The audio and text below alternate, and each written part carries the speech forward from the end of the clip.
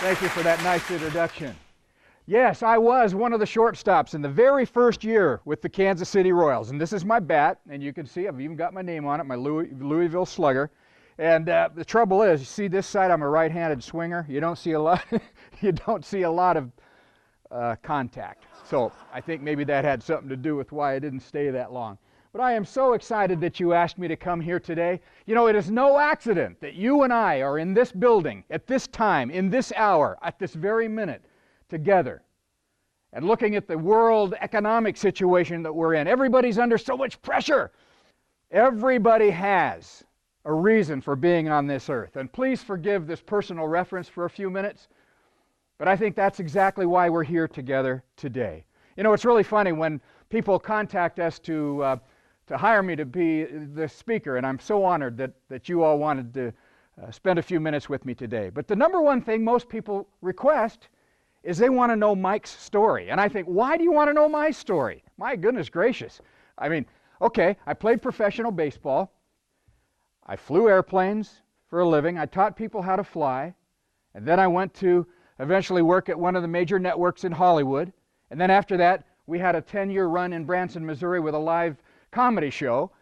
I couldn't keep a job more than 10 years. So what do I have to offer to you folks here today? Well, this is what I think the reason why I'm here with you now at this hour in this building with this group. And it is this. I'm an encourager.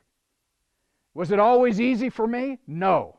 Was it easy to make professional baseball levels? No. Was it easy for me when they released me? No, it was devastating. In fact, after the Royals let me go, I started abusing this body. How I abused it was every evening I would sit in my lazy boy, of which I still have one and I love it very much, but I don't do this anymore. Every night after I got released from the Royals, for a solid year, I ate a pint of Haagen-Dazs coffee-flavored ice cream. I went from a 175-pound shortstop who could run like the wind to a 300-pound man with a belly that stuck out to here. And then one day, my life changed forever. You see, when I was a little kid, I dreamed of being three people. I dreamed of being Mickey Mantle, I dreamed of being Sky King or Roy Rogers.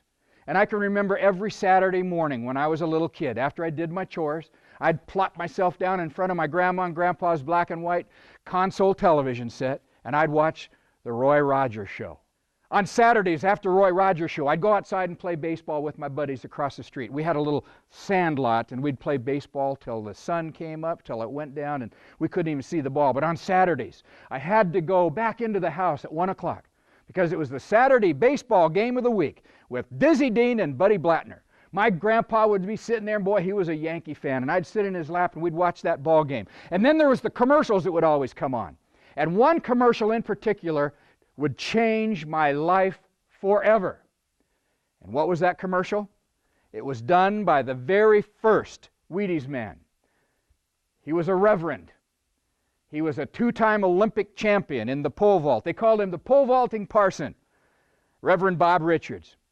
Now see, Bob Richards was one of the original founders and creators of ABC Wide World of Sports. And so he had connections. And that's my point today. We all have a network of people who want to help us become better.